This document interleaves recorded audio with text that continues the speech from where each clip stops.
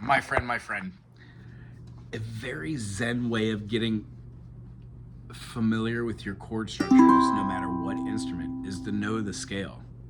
On every instrument, there is a spacing of notes that you could follow to achieve a 7-note scale in the Western ear that gets you from point A to point B, and it allows your fingers to have a little bit of finesse and then play these 7 tones. You might know it as the solfege: do, re, mi, fa, sol, la, ti, and do. But I would encourage you to think of it as the filler notes, or the in-between, or the cream filling of your magical chords, like C major, D minor, E minor, F major, G major, the A minor, B diminished, and then C.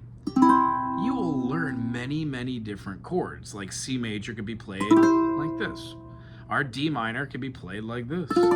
E minor bar chord, or like this, either one. Heck, you could even move that D minor up. F major can be played as an inversion rather than just as a standard chord, as well as G major could be played in a plethora of different ways. A minor as well.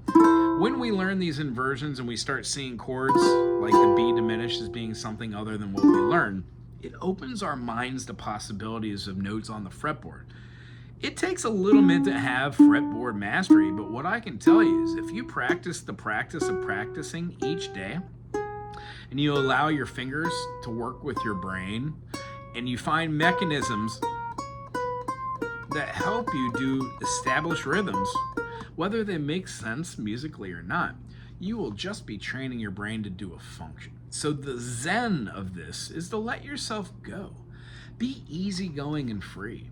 These spider exercises aren't supposed to do anything but encourage individual finger note plucking, over here with different fingers if you want, and then dynamics, staccato or legato, open, long, and flowing, or short and attached. This allows us to do a plethora of things later on. The next really cool step is easygoing as well. Find out what all your notes are in your scale. Do, re, mi, fa, sol, la, ti, do. You could even name them. 1 for the C chord. You can name it D for the 2 chord. Open E or E at the 4th fret for the E minor for the 3. Our F major, no matter how you play this inversion, will always have an F note. So by playing the different inversions, you become very familiar with where the C, A, and F are, and then both Cs. When you play a different inversion, you still have some of the same notes, which encourages you to see patterns, like this octave spread. So what we're talking about now is just taking a deep breath and enjoying music for what it is. You are doing it in the present moment. It's kind of hard to feel zen about music while you're doing it, but that's really the goal, isn't it? To be able to know enough about a particular key signature, to know what is in the key, to know what's not in the key, and then being able to utilize the functions of pulls, bends, slides, hammer-ons, comping, playing alt chords, taking improvisational moments. And what I can say is when you devote time doing practice, even though it might seem mindless, even working on dyads, when you work on individual concepts and you work on them for about a week or so and then go away from them and then come back to them and go the way, you will find that after you clock hours, 20, 200, 2,000, 200,000, that the things that you do and play change, just like you and your ability to understand them. So when you first start music, it might be a little interesting to be frustrated. But the frustration is absolutely part of the journey.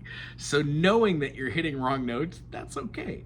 As long as you're practicing the practice of practicing, and secondarily, you're enjoying it in the present moment. You're having fun while doing it. That truly is the point for me about all music, and then writing music, and then even teaching music. To have fun, finding out what course or journey an individual is on, and then being able to cater to that. So no matter what instrument you're playing, if you are taking time to practice the practice of practicing, find a YouTube channel or a book or a concept that you really enjoy, work it for like 1 month, Each week, play for 5 minutes doing the same thing, but don't forget your studies of just keeping your fingers nice and straight and practicing different rhythms while changing your chords and learning new ways and adventurous ways to play the same things, so you could then move them up and play different chords utilizing the same patterns or foundations or fingerings.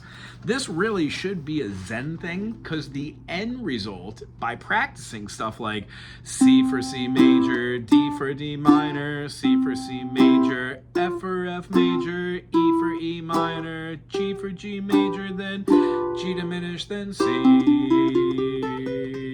It's not one thing that makes music musical. It's all the things. But it's hard to understand that in the beginning. So the concepts that I teach on this channel, they're a layering effect.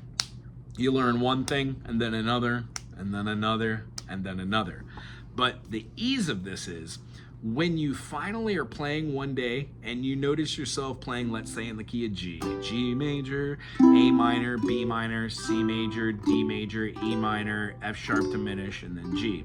When you're playing any chord progression in the key of G, one day you will be doing something like,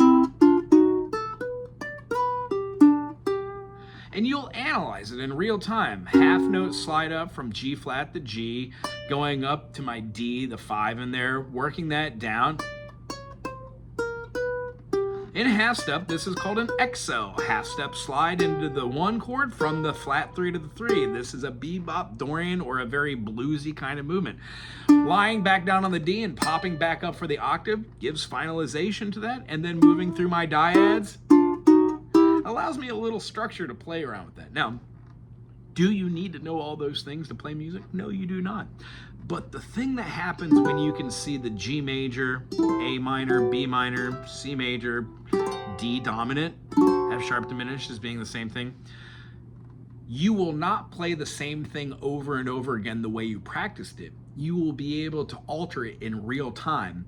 Therefore, the countless hours of study and practice that you did utilize then as being a very non-Zen thing becomes very Zen. Because in the moment of chung or oomph, being able to play what you think inside of your brain is the process of, am I thinking or is my brain thinking? When I have an internal dialogue with myself about anything, talking about shapes or figures or ideas, those are just words that I put inside of my computer, my central processing unit. But I think, and I can say this out loud, I think the freest that I ever feel is when I'm in the middle of some sort of melodic improvisation and I don't know where I'm going. I am not thinking about the past. I'm not quite thinking about the future. The Zen moment that happens from being easygoing and knowing that the things that you're practicing will pay off later is a real magical concept. It's knowing that you will be able to do what you're setting off to do right now by putting in the time and effort. And then later, when you find yourself at that moment of achieving what you set out to do, you will be amazed at how either difficult the journey was or how easy the journey was, depending on how you learn and where you want to go and what your standard or what your goal is. But the idea of not really setting a goal in the beginning and just practicing and letting go and having in that moment that ease of knowing that there are books, there are YouTube channels, there are instructors, there are all sorts of ways to learn a new instrument and then to engulf yourself in it so the things that you're doing actually make sense down the road. I do hope you enjoy this series of Zen. It's going to bring us a little bit closer to understanding it's not about the past, it's not about the future, it's about the present moment of understanding what you're doing it for, and why and how you get there, and what the end goal is. So, quick recap.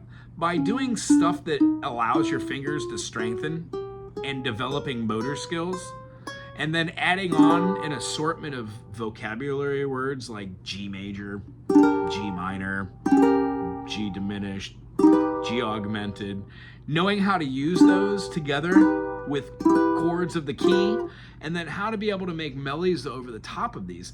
It comes in time, and the idea is you don't need to rush. These magical moments come in time, and the oomph or the zen or the chung or the moment that you look down and you're doing something on your instrument or you're singing and you have that magical moment where you realize that the things that you've practiced have paid off, and that you might not have known that the things that you were practicing would pay off, but all of those individual situations have now became and made something that you are, a musician. I hope you dig this channel. I hope you take a couple deep breaths today and you realize it doesn't have to happen overnight, that eventually you too will start playing music, and there is a way to get there by being peaceful, easygoing, tranquil, compassionate, and well balanced. I hope you enjoy this channel and this series. If you do, subscribe, put something cool in the comment section, and we'll see you soon. Aloha.